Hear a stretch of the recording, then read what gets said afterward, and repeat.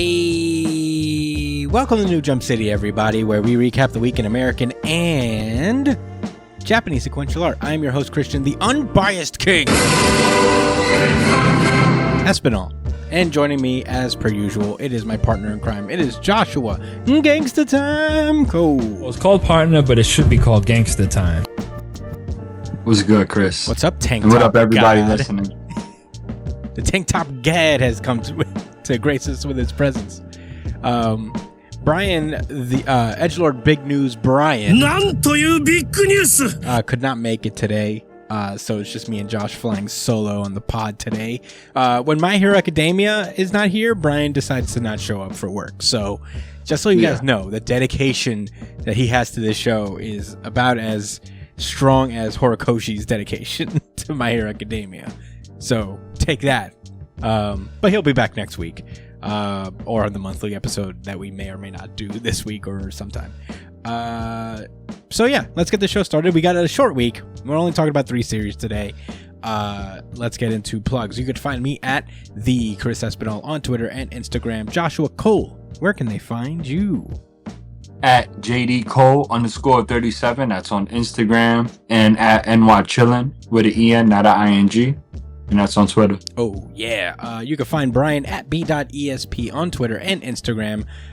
You can check out his stream. He plays video games sometimes at twitch.tv/itspunchline. Follow his stream. It's very fun to watch play video games. You can follow the show itself at New Jump City on Twitter and Instagram. Follow us on Twitter, especially because we do a really good chapter of the week poll every week. I haven't checked it, actually, so I don't know who won yet. Okay, so there is a defined winner this week, I believe. So, yay. Check us out. Let us know, and we will, whatever the series is voted most popular that week, we will announce in the show, and it will get its own very good, really good chapter of the week sound drop. Yeah, let us know what you guys think on there. You can email us at newjumpcitypod@gmail.com with any questions, suggestions, anything you guys want us to talk about. We are down one more question from Mike, but it's a pretty extensive one. So we're taking a little bit more time to kind of like figure that out a little bit. Maybe in the monthly episode, if anything, we'll circle around back to it. But send us more questions anyway at newjumpcitypod@gmail.com, whether you're Mike or somebody who wants to ask us questions on the ether out there. If you want, you can also comment your question under every video that we make, whether it's the full version of the podcast or the little highlight breakouts we make for you guys every week. And while you're at it, give us a subscribe to the podcast on YouTube, like, share, do all the things. We just broke 100 fucking subscribers. Very excited about that on YouTube, so keep it going. We'd love to keep this community growing a little bit, getting a little bit more of engagement there. That's making me happy. And we do respond when we see it, so let us know. You could also subscribe to us on iTunes, Spotify, Pandora, Amazon Music, wherever you listen to podcasts. We're likely on there, no matter what the platform is, if you prefer the audio version of the podcast, which usually comes out first. So if you want priority access to kind of like the show in general, the audio podcast comes out first. So subscribe on any of those platforms. And I think that's it. I think that's us all for now. So let's get into the show proper. Blam! One Piece.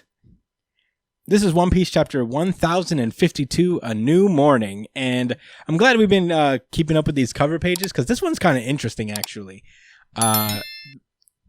With these cover stories, it's just been following the escape that has been orchestrated with the Vinsmoke family from Big Mom's territory.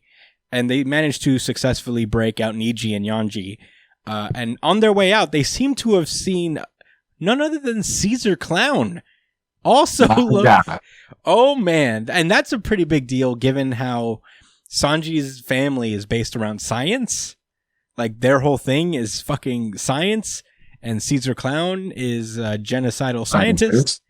So, big things coming. Also, a potential member of the Straw Hat crew. I'm not giving up on that. He's not in the same rank as Wet Hair Caribou. Bro, they hate him. They hate Caesar Clown.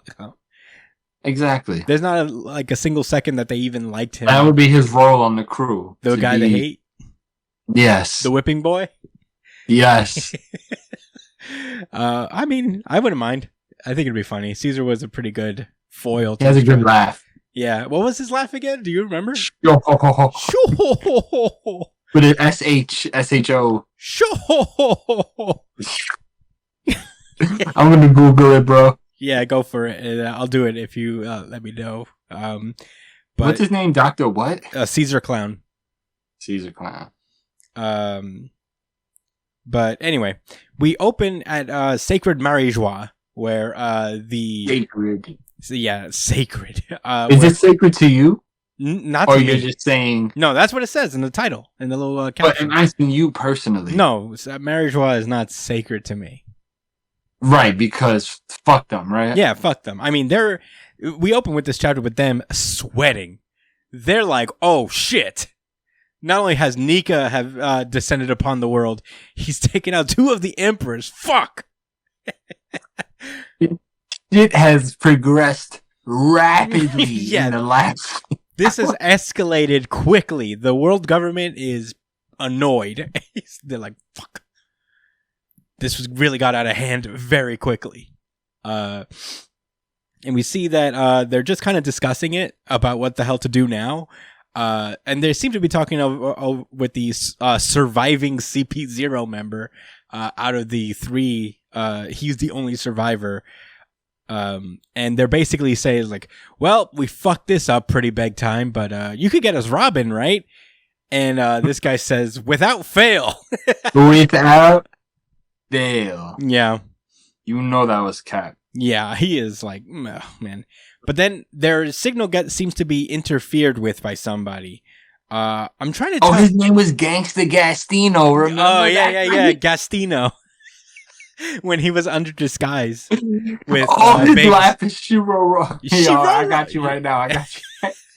Whoa! Somebody was cosplaying as him, and it looked real weird. Yeah. Shuro do. Gangsta gang. I'm gonna be Gangsta Gastino for Halloween.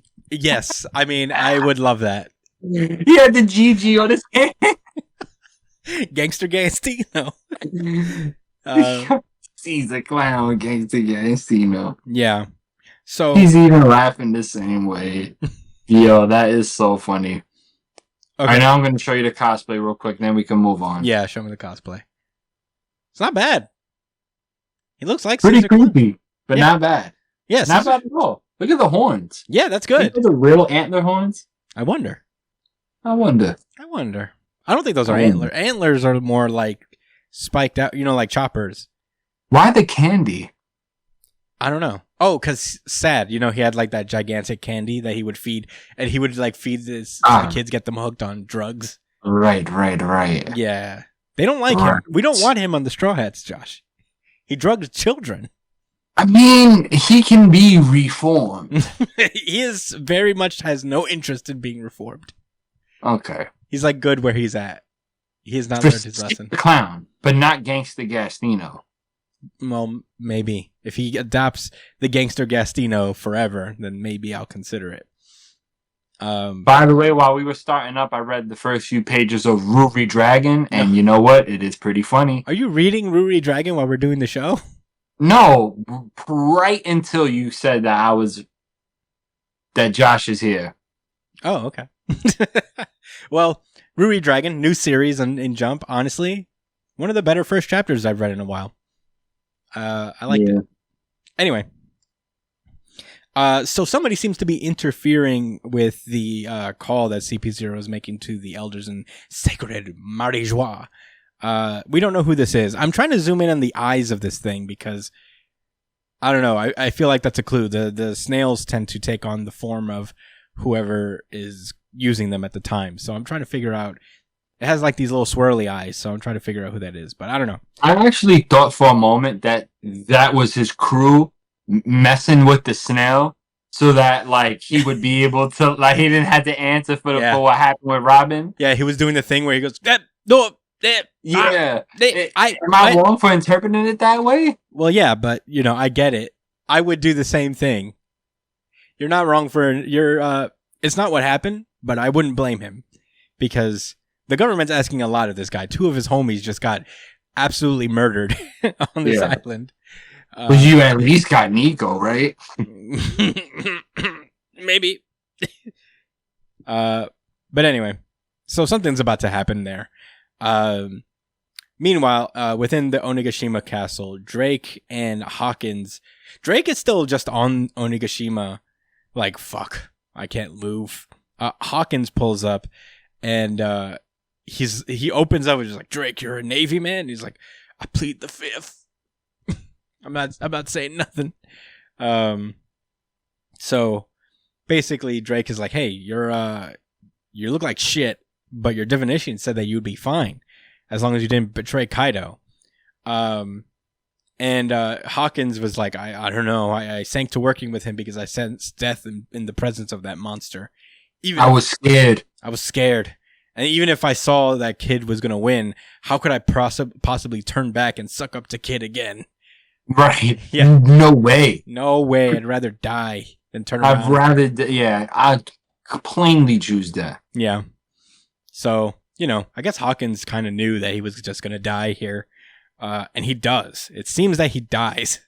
No, he said the chances of a certain man surviving 1%, right? I mean, and he said, and Drake says, so that certain man you were talking about was me. So maybe he could survive. Maybe join Drake's crew. Maybe join the military. X-Drake. He was actually part of the military, right? X-Drake is a member of the military right now. What? So he's a Fed. He's a Fed. He's a double-crossing Fed. Like, yeah, he was. His whole shtick was that I'm ex-government, even though he was the whole time. Yeah, the whole time he just straight up lied to everyone. Snake ass lizard.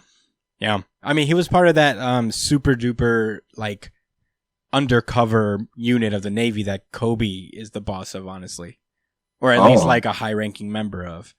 But yeah, that's X-Drake's thing. He maybe Basil turns sides. Maybe he turns coat, becomes a Fed himself. But yeah, he collapses. His fate is unknown to us. If we don't see a dead body, then that means he's alive still. So I can see that. One Piece rules, not mine. We see that in after a week of the battle, we see that the education system in Wano has completely changed. No longer is there a snake smile fruit user teaching the class propaganda, Kaido propaganda. Now we have a legit teacher out here just teaching them the real history of Wano. There's water everywhere. Everybody has like clean water to drink, which is nice. Nice. Everybody's doing great. Everybody's like talking about the pirates. There's like they left the country, but I wish I could have seen them. It's I think the Wano people think that the crew left Wano in general, but they're obviously still here. Meanwhile, at the Eternal Graves, we see Kawamatsu and Kanjuro standing beside like this altar. It's confirmed that Ashura and Izo have died in the battle of Onigashima. We've seen Ashura get blow himself up, took one for the team. And I forget what happened to Izo exactly, but I do remember he was very much on his last legs. So they're both dead. Actual casualties in One Piece. So there's that.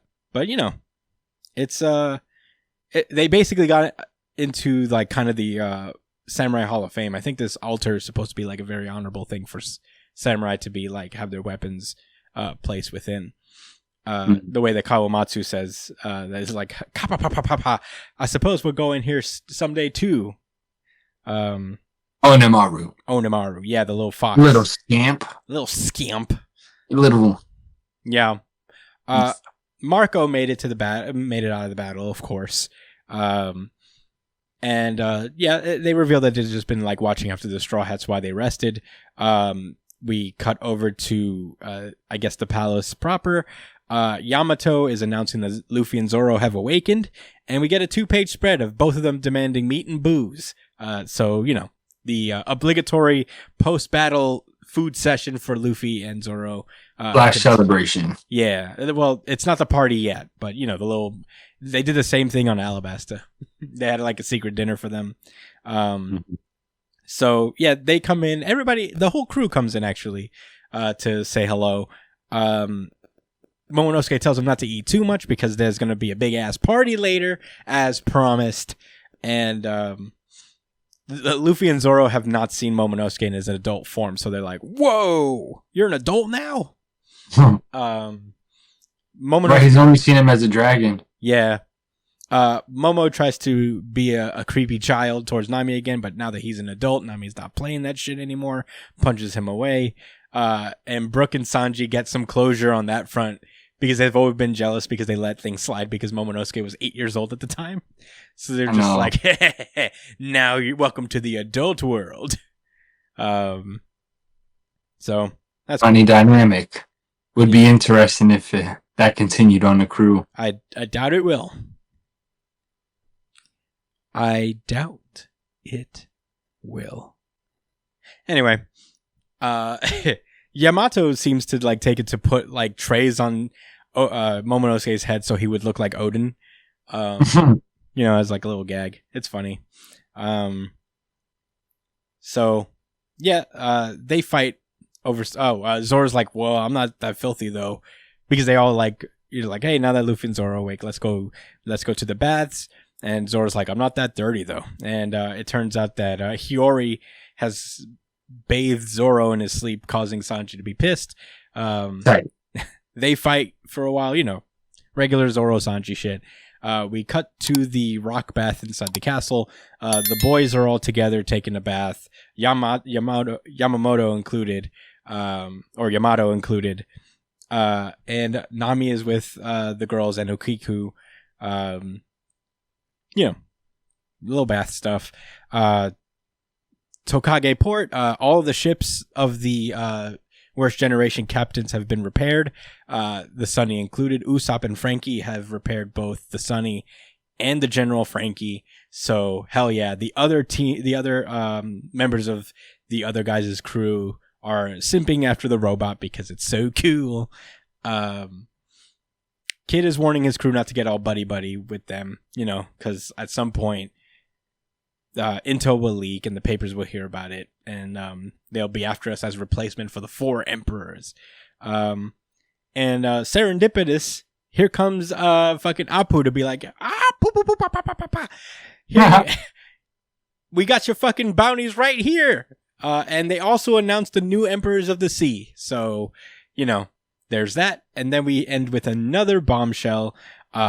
We see a man floating through the sky. He is on the phone with Admiral Kainu, aka Sakazuki.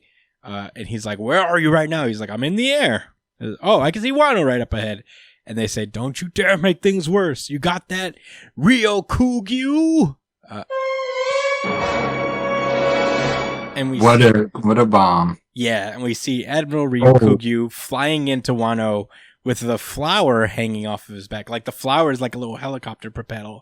Yeah, we know what time it is. We know what he is. Yeah. Plant man. Yeah, that's where the chapter ends. Josh, what did you think about this chapter? All right, I'm gonna tell you what I think about this chapter. You get a Red Bull from the store, right? And then you pour it in a glass, a clear glass. And then you get green colored food dye. You put it in there, put maybe 2 or 3 drops, and you stir it until it's green. And then you drink that shit. That's Green Bull. Well, there you go. The more you know, I suppose. My actual thoughts, though.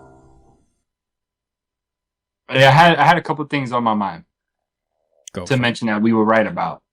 Well, only one thing we were right about, and the other thing I still believe. That's big for us. So, we're usually wrong about everything. Is a he.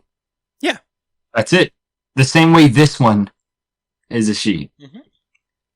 Plain and simple. To my coworker and anybody else. Yeah, we were right. I don't care what Oda said. He put it right here, plain and simple. Yeah, no, Oda identifies with them as like he and him, and she and she, her and she, her. You know what I mean? The pronouns are different for Yamato and Okiku. That was the thing. What, were people telling us that we were wrong in pronouncing it that way? I've heard a few people saying that we shouldn't. That, man, it was said. Someone told me that they made that Oda made an emphasis to say that like it's a woman. It's just that she thinks of herself as Odin, which to me still doesn't make any sense. Like, she says she is Odin, so that means she's a man. Yeah, no, she identifies as a man. Huh? She identifies as a man, specifically Odin. Well, that as well. Yeah. Even Kaido respects her pronouns. I mean, you can't.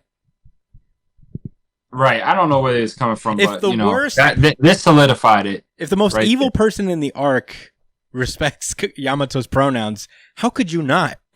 What does that say about you? And Okiku's the same. What's funny about that is that like that's like a thing in like samurai culture. There's or like Japanese culture in general. Instead of like really outright saying, you know, like stuff that's like said about today about gender, is that they would say that at heart they're a woman, at heart they're a man. That's like the way they would express it back in those days, and that's how Okiku has said it. So it's not like uncommon, I guess, in Japanese culture to like have that. It's weirdly a lot more progressive about it in a way than a lot of people in this country are. And I think that's interesting. That being said, what else did you think about the chapter? I know you had more thoughts. I liked how everything was resolved. I still think Momo should join the crew instead of Yamato, but I'm not gonna, we're not gonna relitigate that one. I really don't have much more to say. I mean, I wonder how the government's gonna react. I think their snail getting cut off was Ryugoku, the Green Bull Man. I think that was him intercepting their walkie-talkie, telling them, "Yeah, I'm pulling up." That's why he said, "Don't go anywhere." Yeah, that makes sense. I think that was him. Maybe his eyes look like that. Maybe his eyes are swirly. Yeah. No, that's a good point. I didn't even think about that. You know, it's like a unique characteristic, and that's something that Admiral would have. Just random, like random swirly eyes. Yeah. It has no eye jutsu or nothing like that. It just is. Yeah, it just looks like that. Hawkeyes are like that, kind of. So. Yes. Right, they're just... Were those all your thoughts? Josh? Yes. Oh, were those all your thoughts? Yeah, that's all I got. I want to hear what you have to say. Oh man, I'm excited. I feel like we're very close to the point where Oda is going to take a break. Towards the end of June, he's going to take like about a month. So there's still more. This wasn't the last chapter before the break. I think one or two, and then it's a break. Let me see, because he's supposed to take it on the 27th, which is, probably the 6th on our time, 26th on our time.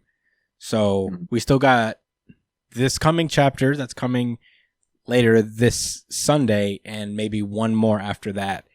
And then One Piece is off till the end of July. So, yeah, I mean, I don't know what cliffhanger he's going to leave us on, but I'm excited to see it. This is a common thing in, especially, like, there's at the end of like really major arcs where an admiral will show up and just kind of be the baseline for what's to come in terms of strength for the Straw Hats, because we saw it with Aokiji, and he was kind of like a marker for like here's the difficulty level that you are now crossing into. And then we moved into Fujitora, who is now this is post Dressrosa, what you're going up against and how strong you have to be. Ryukugyu might be the strongest admiral, seeing as how he's like the last guy we get to see. We know Kizaru's and Fujitora's capabilities. Yeah. But yeah, I feel like this is going to be a good marker to see like how strong the Straw Hats have to even get to proceed onto Elbaf and so on and so forth. So I'm excited to see. Unless Luffy takes him down right here, and this is the first admiral that goes down. But who knows at this point? Either way, there's a lot of stuff. And he's pulling up to Wano like he's... Oh, yeah. Like a whole country, bro. I don't think he's here to fight. Yeah. I think he's here to have a conversation. I don't think he wants that work, yo. Yeah, I wonder. Because it's... Because you get Luffy and Zoro, I mean... nobody else is frail. Yeah. I mean, also, like... The world government is very hesitant on doing anything to Wano at this point. So I can't imagine that, like, Ryukugyu is going in there to cause a major amount of trouble. I don't know. Maybe he's just, like, going to see if he can find Luffy at that point, but... Yeah, maybe he wants to tell him about something going on. Maybe he's going to say, hey, man, that red hair guy, he just got killed by Blackbeard. Yeah. Imagine he dies off screen. No way. No way. Yo, people will really, really have a reason to hate Blackbeard. Yeah. If Ace wasn't enough. Yeah. And releasing San Juan Wolf, that was pretty bad. That's pretty bad, among others. That's pretty bad. They got Pizarro out. Nah, the other people, it's whatever, man. They got some people out, but San Juan Wolf, bro. He attacks countries. He attacks nations. And he walks on the seafloor. He doesn't need a boat. No, not at all. He just walks. He just walks. He doesn't care what's down there. Yeah. He doesn't give a fuck. Yeah. You know, there's a lot to get excited for, though, for this chapter of One Piece. Whether, you know, you look at the bounties. That's a little hype moment. Get to see who takes over for Big Mom and Kaido. I don't know. Something tells me that it's not necessarily going to be Luffy, honestly. They might discount him altogether. And they'll just, like, put Kid in Law.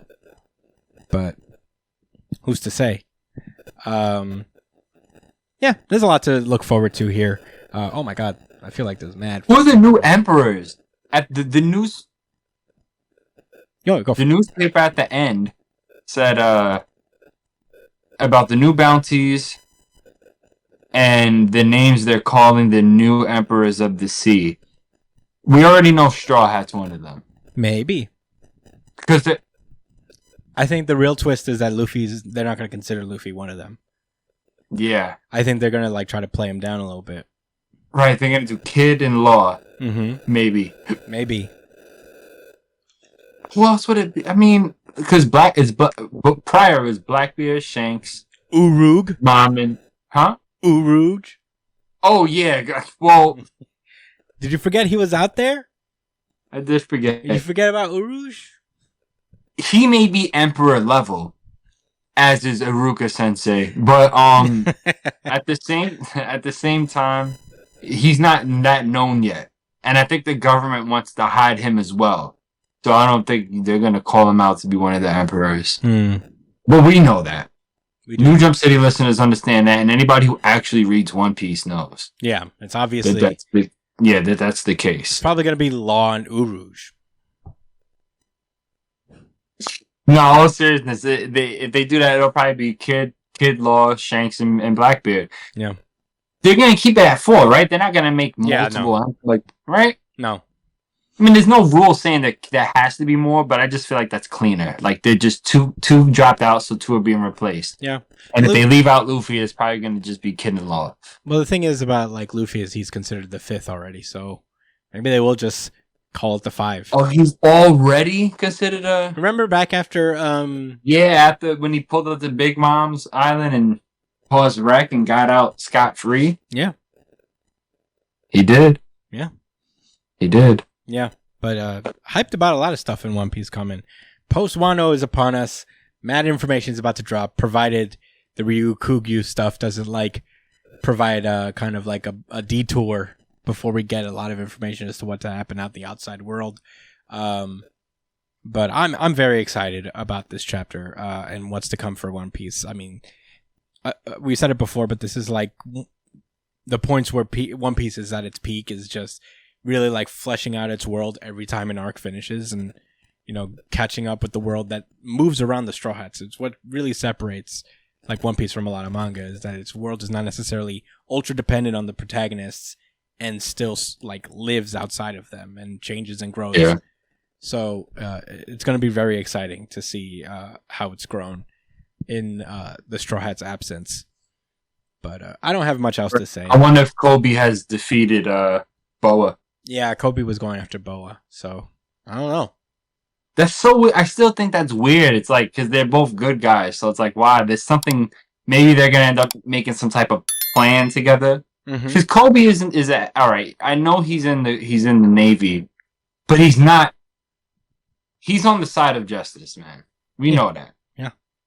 Right? Like, they're not gonna build him up to be this adversary. I mean, I think he might end up fighting Luffy or something like that just for it to be cool, like a cool fight to show his growth, but I don't think he's going to be a bad guy. I don't think he's going to get in the way. He was inspired by Luffy. Yeah. So he respects a pirate. He understands that pirates can be good people. Yeah, it's more of a rivalry with them, like it's not that like Kobe necessarily disagrees with what Luffy's doing or whatever, or like his general vibe.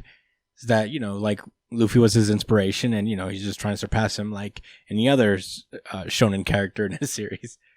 Sure. So what you think is going to be Kobe and his friend against Luffy and Zoro? Kobe and Helmeppo? Yeah, maybe at some point. Because he's a swordsman, right? Mm-hmm. Yeah, they were building, they're both similar fighters. They've taken after, Zoro and Luffy's fighting styles specifically. So it's very possible. But I'm into it. I don't know. I'm very excited. But yeah, you have anything, any more rebuttals for One Piece? Nope. All right. Then let's move onward. Jujutsu Kaisen. This is Jujutsu Kaisen chapter 187, Tokyo number 2 colony part 6.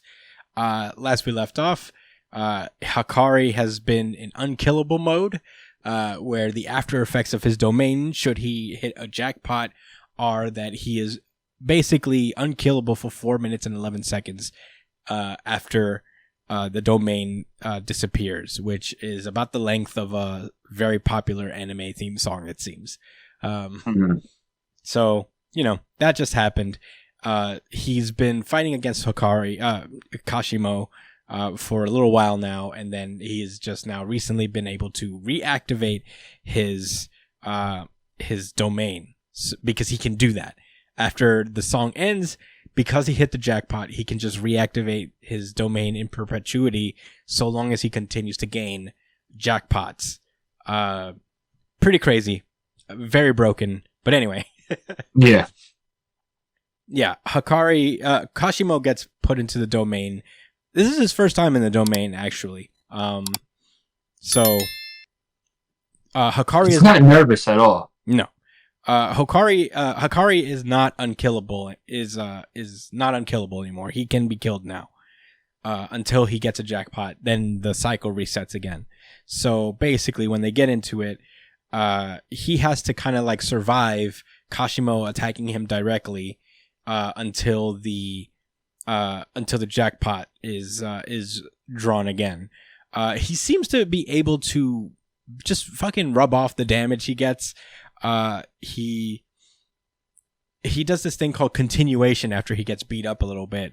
And it's explained in the captions because I can't summarize it. Hakari is doing one consecutive effects sequence. So he for private pure love train, the probability of hitting jackpot is over 20% on first activation. So it's a visual effect with high chances. For that reason, the risk of drawing a dud is greater during normal times. So he usually doesn't use it unless he has increased probability. So I don't know what that means. Josh, do you know what that means? And it's okay if you don't. I don't want to sit here and pretend that... I mean, I could. You're talking about on page 6, right? So the way I interpret it's all it's really saying, in my opinion, is that like the percentages only represent like whether it's likely or not, and we have to assume that his power lends into itself, giving you everything flows into itself. You know what I mean? If you're not getting good luck, it's not going to help you out. But the moment you do start getting luck, though, the mechanics is built in such a way that you have a higher probability the more you win. So the more he wins consecutively and keeps getting it, the higher the chance keeps getting. I think there is a cap, but it's like essentially to a point where he can run it almost infinite. Like we already had this talk where like in theory he could run it infinitely, but for the sake of this being like a comic and not an actual real slot machine, this is what the author, in my opinion, is going to use to lean on him being able to get like a whole bunch of uses out of his ability. That's the best way to look at this. What he's explaining, that all this is all right. Bottom line, if he keeps hitting jackpot and getting good situations, it's because his ability is built that way to keep to lend into itself. That's all. Yeah, that's the best. That's really, I guess, what the overall message is. I guess what I'm trying to explain is that, like, you know, when he does continuation and removal later, I'm trying to understand what that means necessarily.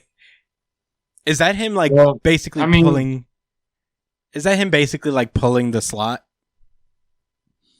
Because he does it twice. He does continuation and renewal, and that's when the two slots pull up. So maybe that's what it is. I don't know. If you guys know in the comments, please let us know, because I don't want to sit here and pretend that I understand something that I clearly don't. But I think that's my summation, is that whenever he, you know what I'm talking about with the panels where he goes continuation. And it looks like he's shattering. Yeah, the glass. Yes, whatever.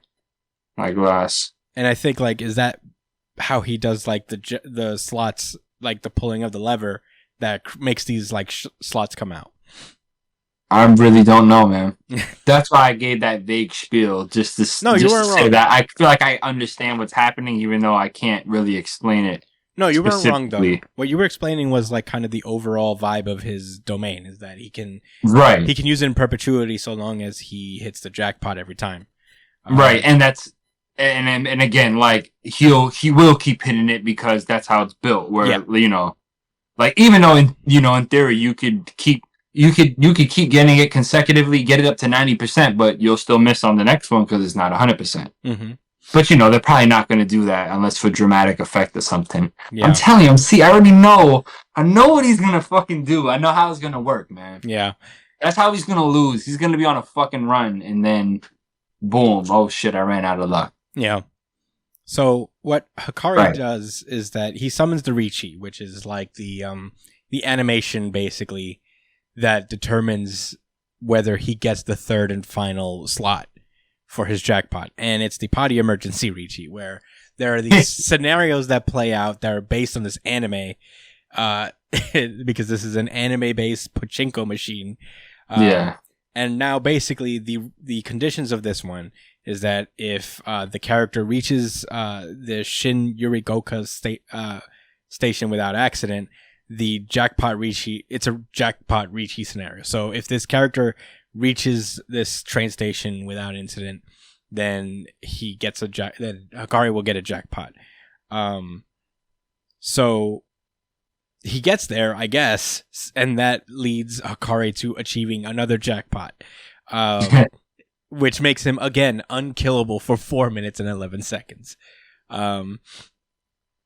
So basically, he's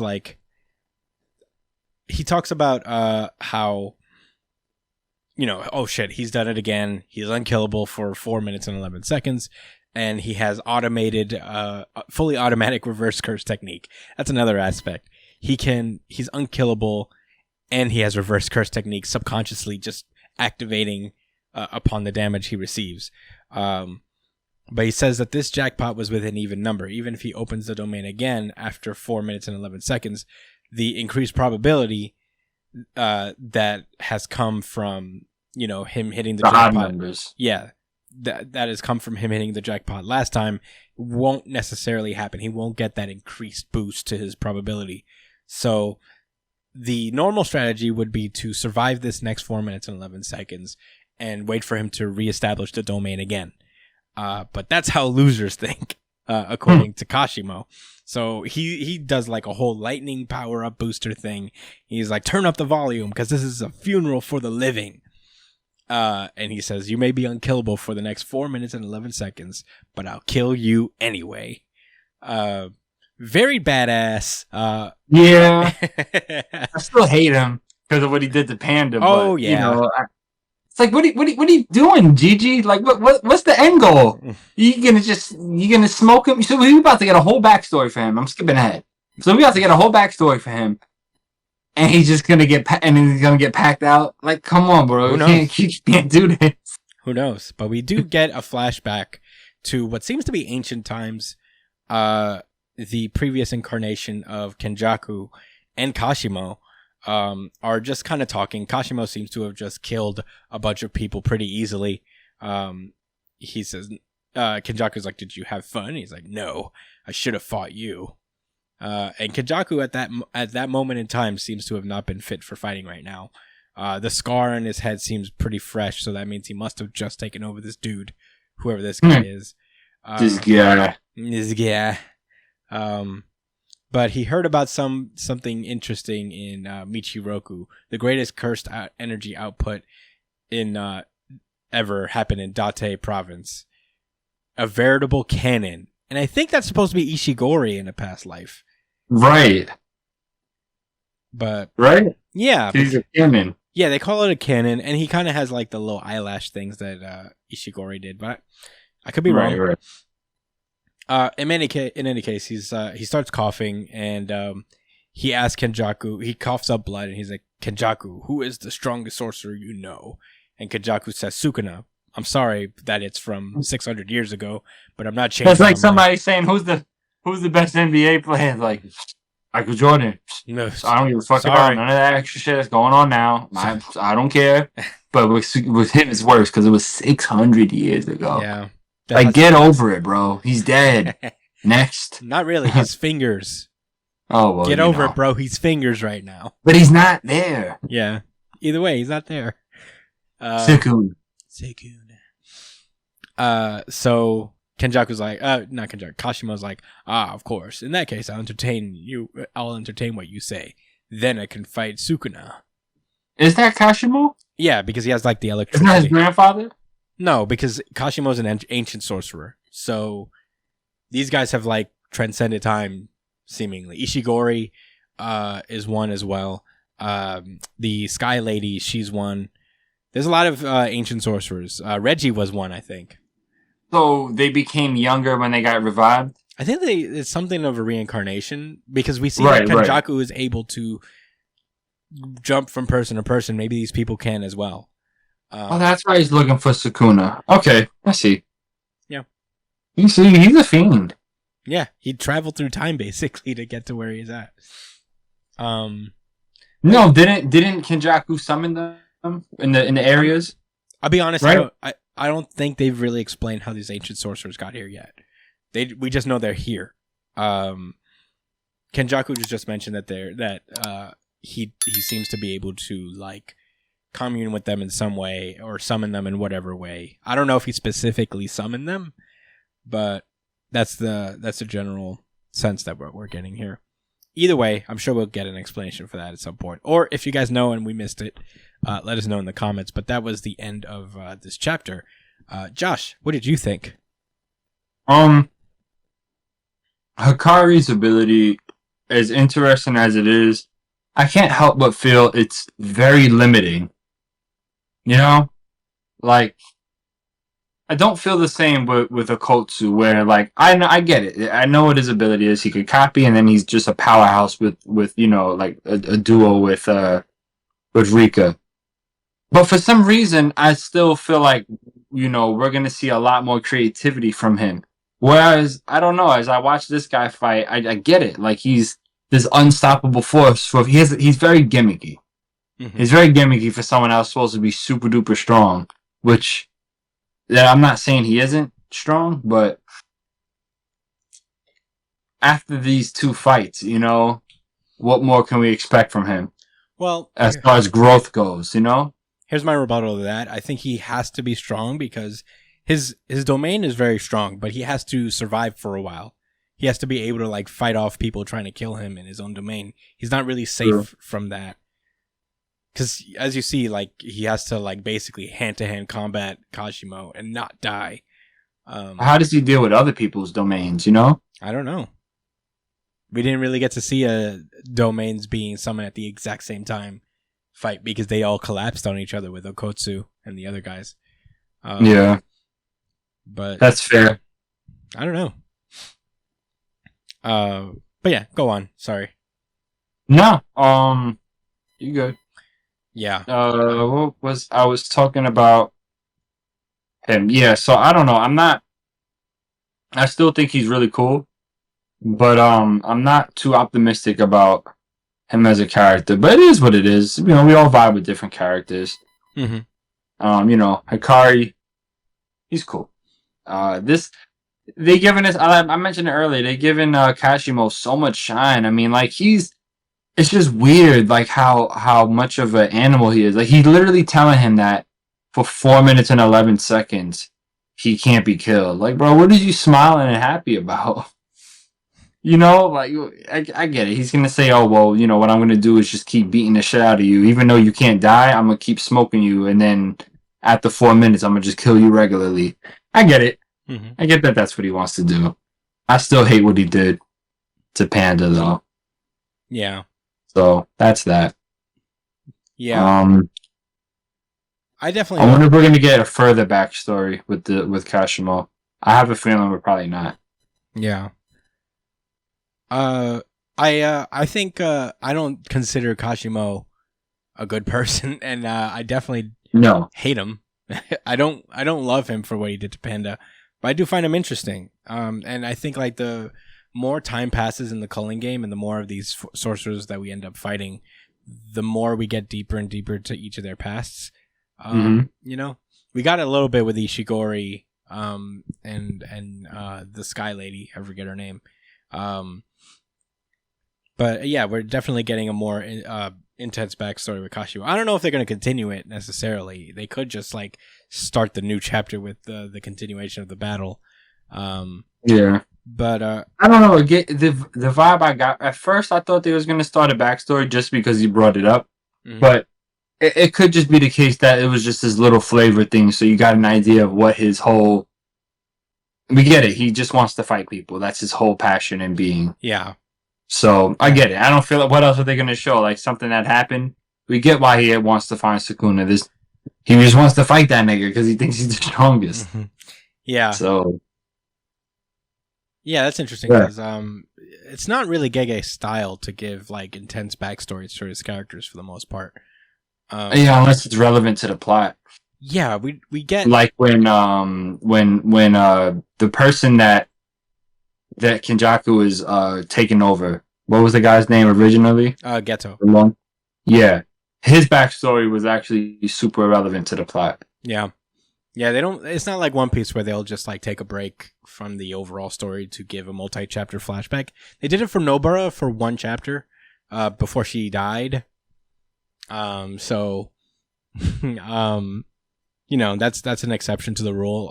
We never got like an Itadori flashback, a Megumi flashback. All the backstory that we know for these characters are kind of revealed in dialogue. So, you know, I don't know. Maybe he won't go into the backstory at any detailed flashback. Maybe he will. But that was just a comment on, I guess, his general vibe, his style. He doesn't tend to do that. Overall, the chapter itself, I believe this was my really good chapter of the week, and it is also the audience's really good chapter of the week as well. Certified RGC. Certified RGC. Certified RGC. Yeah, I mean, I don't know. It was just a really good chapter. For me, of the week.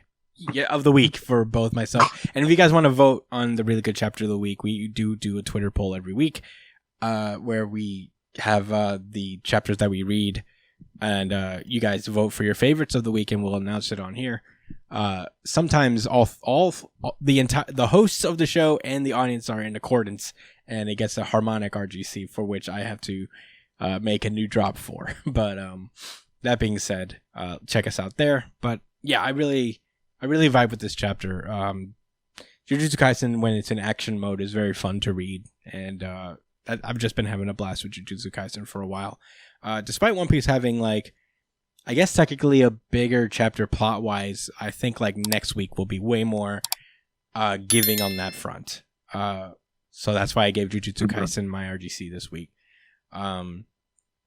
Yeah, I just really had fun with it, and it was interesting to see that era of sorcerers, of Jujutsu sorcerers, because we haven't seen it yet, like been in that past. Yeah. So to get a little peek into that was very cool. And I'm excited to see what comes next. Jujutsu Kaisen is not on break next week, so that's exciting. Right. Neither is One Piece, for that matter. Nice. So we might be getting a nearly full house next week. Sans Black Clover, of course. Sans Black Clover, of course. But yeah, that's all I have to say about Jujutsu Kaisen. It's a fairly simple reason for why it was my favorite this week, but you know, it doesn't always have to be super complicated. But anyway, that's all I gotta say. You ready to move on, Josh? Yes, sir. Then let's go. Undead Unluck. This is Undead Unluck chapter 114, Ichiko Nemuri. Last we left off, we learned Nico's motivation for betraying the Union and aligning himself with Ghost is that he has the unforgettable negation, and he is deeply mourning the loss of his wife. It's the only thing he can really remember of her, and it's his last image of her before she passed. Very sad. So, you know, he's only had two goals in life. If he had to choose between his wife and defeating God, he chose his wife, and Ghost has presented basically a path to get his wife back from the dead. So, you know, it's basically a fight to see who can recover the loves of their lives first, between Nico trying to get this Ichiko girl back, and of course Andy going after Fuko. And we open up with the flashback. A lot of this chapter is actually a Nico flashback. Yeah. So exactly what we've been waiting for. Yeah. Nico, turns out, is Senku from Dr. Stone, and he is stoked on science. He is like, I have used science to conquer God's rules. Science is a war against God. I guess, yeah. I mean, sure, if you say so. Honestly, I guess makes sense. In this series, absolutely. Yeah. Yeah. Anyway, this guy named Bao comes up, and he's Bao Sakura. Bao Sakure. Yeah, that's from yeah. You know Zatch Bao. Yeah. So yeah, he announces that the UMA black hole has been added. We don't know what the fuck's gonna happen here with that.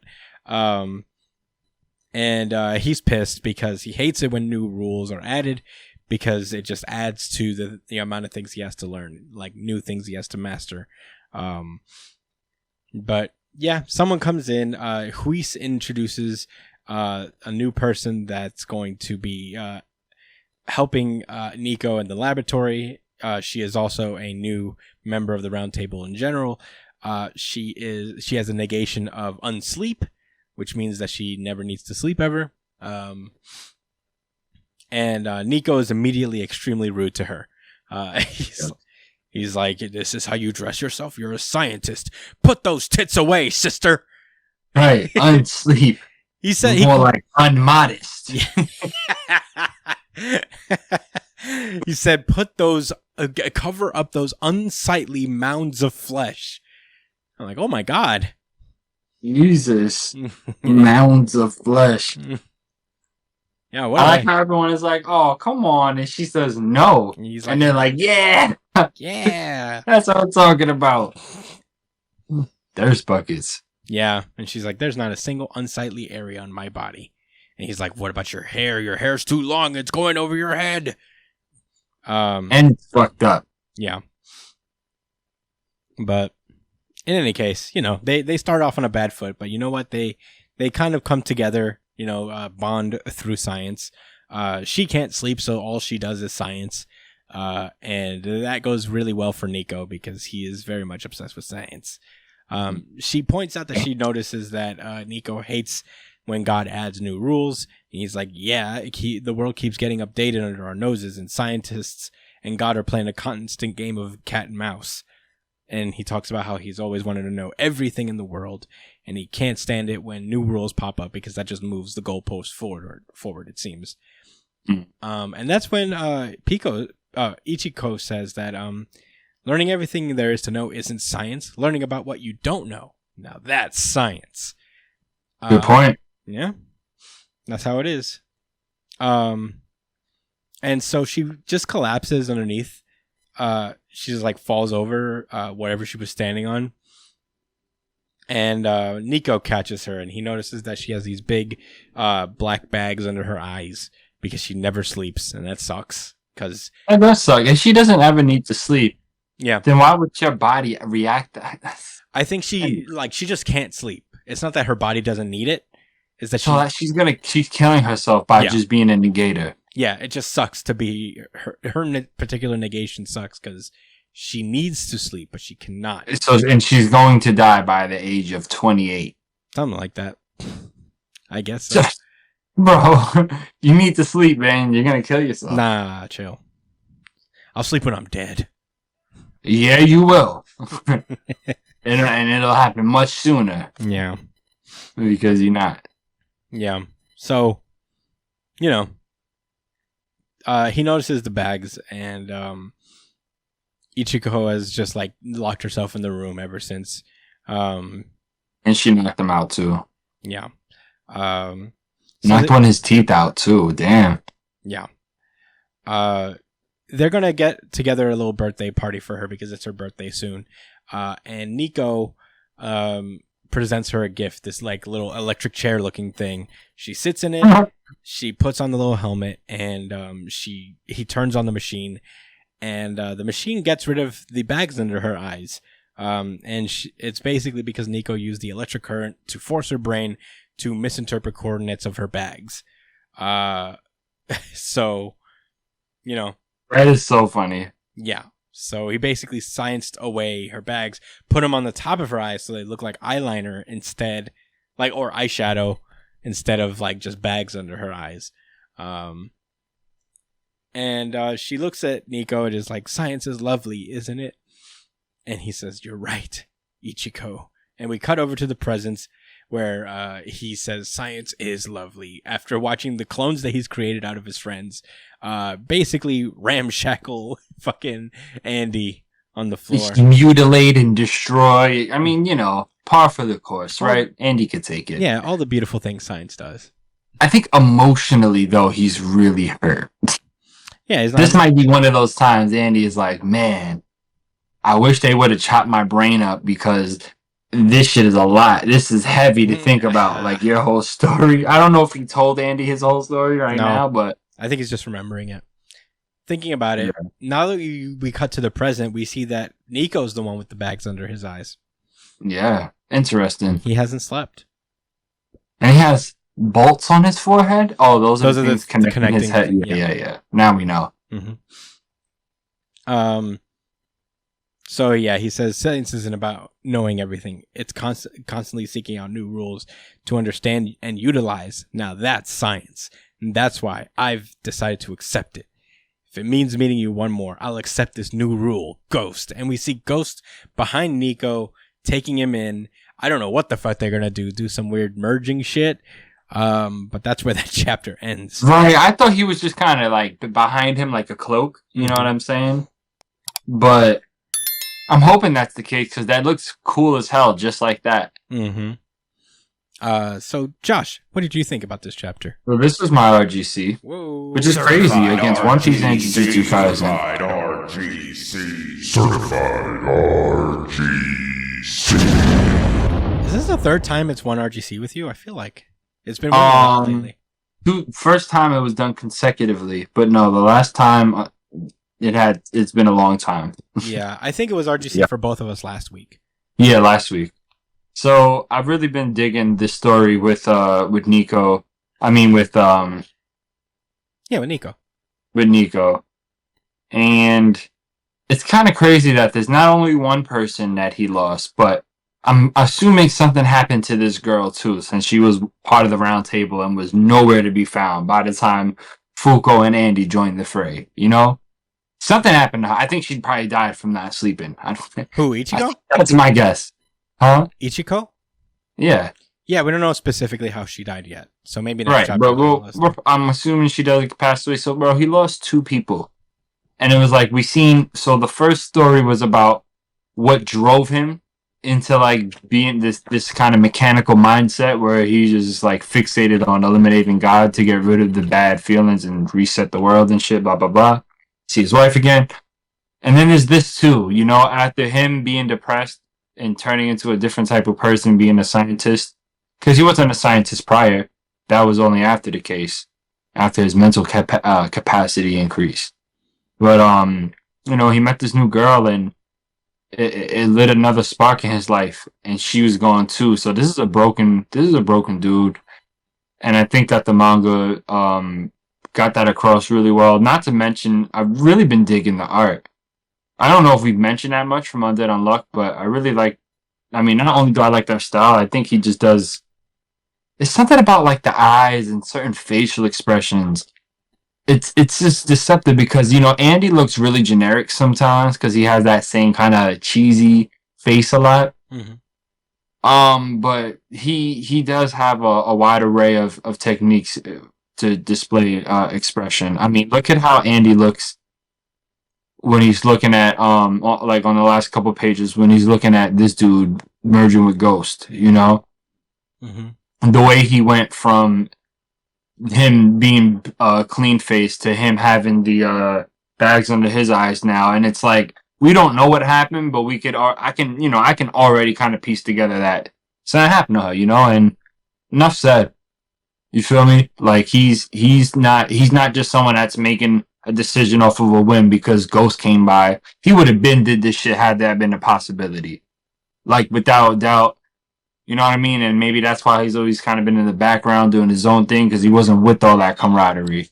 Mm-hmm. He had a very focused goal in mind, and I think to me it just was really impressive to me. What can I say? Yeah. It's usually, I mean, these type of chapters could be so boring or so lackluster if it was like Black Clover or something else, you know what I'm saying? Wow, that's a shot fired. I didn't want to keep throwing My Hero Academia under the bus. Who am I, dude? Why? So I thought I was the Black Clover guy. The Black Clover hater. I like Black Clover. They actually do. I actually mentioned that they do that really well with their characters as well. Make you really like go hard for them, but it's just that some of it is not always inspiring. But I don't know, man. Every backstory in Undead Unluck feels like it is the plot. This is the story being told. It's not just a means to an end. This is part of the story. Understanding these people's the tragedies that's come about from their ability and their mission to use these set abilities in order to change the world. It's just such a flip from how we usually see things, where people get abilities and there's just this general positive outlook about them, whereas this, like, it has directly led to tragedy, and they had to live with these abilities and keep using them too, Mm-hmm. Especially in the case with like Fuko and Unstoppable, and you know what I'm saying? Like they live with that every day, every time their abilities is used. That's about it. I thought it was really well done. Very emotional, good emotional breakdown. Can't wait to see this fight. Yeah. Know how Andy's gonna figure this one out.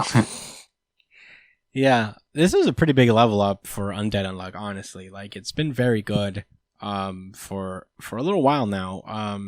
It's really kind of revolutionized itself from the Four Seasons saga, I guess. Mm-hmm. But yeah, the backstory with Nico is very interesting. I mean, she's definitely passed away just because, like, the Nico's actual negation seems to have come in, like, on her deathbed. That's why this is the only thing he really remembers. Right, exactly. So that's what makes it so painful. Yeah. So I mean, there's just this Nico's backstory is so good and so sad. I can't wait to see it built upon. yeah, there's just like a little bit more depth to Undead Unluck these days that I've appreciated. I feel like maybe the artist, I'm not quite familiar with his name quite yet. It's been a minute. Yoshifumi Tozuka. I feel like he's finally found like a comfortable place from which to do this series, and I don't know if, you know, I've commented before on like every now and then it feels like he's on the run from like the editorial staff. Like he's desperately just trying to like pull himself back out from the depths of cancellation. They've been dodged the bullets and cancellations. Yeah, but these are the Like moments. Tom Cruise. This is the moments when you Dodging bullets. let Undead Unluck rock. You know, like you see its full potential, and when it doesn't feel like he's being pressured to like succeed to a degree, and let him tell his story. It's actually really good. I agree with you also on the art. It's another level up we've seen. I feel like the Undead Unluck art for me has always been like good. It's good manga art. Very creative. He's always been really good with character designs and everybody looking different to a degree. But you know, this is To a degree, yeah. Yeah, manga artists are. It's always so cool when you can track like the evolution of their art, and you know you can watch them getting better. It's a very unique thing that you get with serialized artists like this, where you get to see them like really perfect their style over time. But yeah, I agree. There's the art is great. Undead Unluck has just been getting better and better. I'm so excited for it, and I'm very happy for it. To be honest, we used to think that it was like on its way out. So now I'm just looking forward to it every week. I don't even think about it anymore being ending. Yeah, I think it might have a good ways to go. Yeah, and we weren't saying that because we like hated it or anything. We were just worried. Again. Yeah, just to reiterate our shit. I hate reiterating our shit, but it's true because we got misinterpreted. Writing like on the wall. lot. It's just we've been reading Jump for a while. We know how these things go. Our favorite series have been our very potential heavy series have been canceled, and we've seen it happen. Yes. So, you know, we've seen it all. We've been reading Jump for what was the biggest tragedy? SWAT. It was Enigma. It had SWAT. to be the series that author made that anime. Then he came over to do a manga. Stealth Symphony. Stealth Symphony. That was the name of it. Yeah, that was the biggest heartbreak because it came out of nowhere that it was like starting to end. We was like, what? Like, we thought that was the beginning of something. Yeah. Man, we thought we was gonna still be talking about it today, like that shit was One Piece or something. Yeah. Yeah. What are you gonna do? But anyway, I'm glad that's not the case for Undead Unluck, and right. I can't wait to see where it goes from here. Watch it be canceled tomorrow. And I'm still thinking about Stealth Symphony. Like, why? It's a loss for sure. Well, we're in happier times. We have a lot of series that are given more leeway to succeed. Cross manage was a pretty big tragedy. I miss cross manage. It really it was so good, and not because I was biased. Yeah, no, you're right. It was good, and not because you were biased and you're a lacrosse guy. You guys see his stick back there? He played lacrosse. I sure did. What was your position? What did you play? Left wing? Left stick man? Defense. Close defense. Close defense man? Yes. Close defenseman. Is that what it's called? No, yeah, I was a close. Yeah, there's defense, middies, and attackers. A midi? What's a midi? Yeah, midfield. They play. They run back and forth mostly. Mm. Kind of like with soccer or like with hockey. Mm. They're like generally it's another word for this transition. Like they play transition, but we call it midfielders. Yeah. Well, yeah. Unfortunately, we don't have cross manage to teach us these things anymore. Yes, unfortunately. Oh man, we could do a list of like canceled series. That just like are heartbreaking. Right, and then we'll make a challenge of who cries first. Oh. Who's gonna be the first one to cry on stream? Remember Enigma? That guy never made another thing again. Yeah, did it get? I guess it got canceled. I think about Enigma all the time. It got canceled for sure. Yeah, I think about it too. I think about it from time to time. Oh, I don't even remember exactly what happened. I know what the premise was. They was all in a school and shit got wild. Yeah, it was like Saw. It was like Saw. Like they had to play games and yeah, it was Saw, but with superpowers. What a time! Yeah, we were in high school. Dude, fuck that. Remember, Delinquent High School? Which one? SWAT? SWAT, nigga, yeah. Bro, SWAT was so crazy. Yo.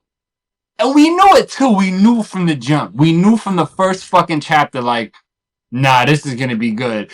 When he got up in class, the nerd nigga, and was like, yeah, so my whole purpose is to do really well and build a rocket and leave Earth. So if any, and fuck all y'all. If y'all try to disturb me, I'll break his skull. This is nerdy ass kid. Damn, we gotta track it down again. Yeah, man. I'd read that all over again, man. Yeah, that'll be a fun. And even the side characters was dope, man. That'll be a fun little side, like segment to do one day if we have Off of Jump. It's just like revisit canceled series. Yeah, we revisit the canceled series. Maybe try to advocate for them. Please bring it back, Jump. Never. It's already too late, unfortunately. But all right. Well, there's no reboots in Japanese culture, huh? Yes, actually. Only Boruto. But yeah, there's reboots, just like things that they don't. Things that didn't cancel abruptly. Things that didn't last 20 chapters. SWAT was 20 chapters long. Enigma was like 50 Bleach something. was canceled. Bleach was not canceled. I mean... Bleach was hurried. There's a difference. Right. Good point. Yeah. It was hurried. Yeah. Well, anyway, if you guys want that, let us know in the comments if you guys want like little cool segments like that. That sounds like fun. Yeah, we could do that. Yeah, for sure. But anyway. And reliving canceled series. Yeah. Reviewing. Yeah. Anyway, that was Undead Unluck then. And that has been our show. Thank you guys so much for listening. We got a little bit of banter in there for you guys, a little casual talk to make up for some time. We only had 3 series this week. So yeah. Thank you guys so much for listening. You can find me at the Chris Espinal on Twitter and Instagram, Josh at JDCole_37 on Twitter, at NYChillin on Twitter. You can follow Brian at b.esp on Twitter and Instagram, and check out his stream at twitch.tv/itspunchline. He plays video games sometimes, so check him out on that. You could follow the show itself at New Jump City on Twitter and Instagram. Follow us on Twitter, especially take part in the really good chapter of the week poll that goes up a couple hours after Viz's official release of their chapters. Our theme song guy is Drum Foo, by the way. We don't say that nearly enough. You can follow him at Drum_Foo. He's great. Drum_Foo. And he's also part of, he's got a little podcast that goes on too. Yeah. So check him out. It'll be on his Instagram. Y'all see it. Yeah, we don't give him enough credit. This is a great theme song. You can email us at newjumpcitypod@gmail.com with any questions, suggestions, anything you guys want us to talk about. You can check us out on that. Email us questions, all that stuff. You can comment underneath every one of the videos. We don't say that nearly enough, but I don't want to keep repeating it because for the audio listeners, you'll just be hearing comment all the time. So, comment underneath the videos of the podcast if you're watching it on the podcast. And give us a subscribe while you're at it. Subscribe, like, share, all the things, blah, blah, blah. You know what to do. Subscribe to us on iTunes, Spotify, wherever you listen to podcasts. That's kind of the priority place to get the podcast because it comes out first there. It's easier to edit. So it goes up there first. And that's it. That's it, you guys. We will see you soon. Whether it's next week with a regular weekly or sometime this week later with monthly. I don't know. With the monthly, yeah. We're going to be late. World Trigger! Boruto actually comes out next week, so... Oh, shit. If anything, we'll do 2 chapters of Boruto and 2 chapters of DBS and 1 chapter of World Trigger. Who knows? Anyway, that's it for us. Thank you guys so much for listening. Stay safe, New Jump citizens. Peace out, guys. Thanks for listening.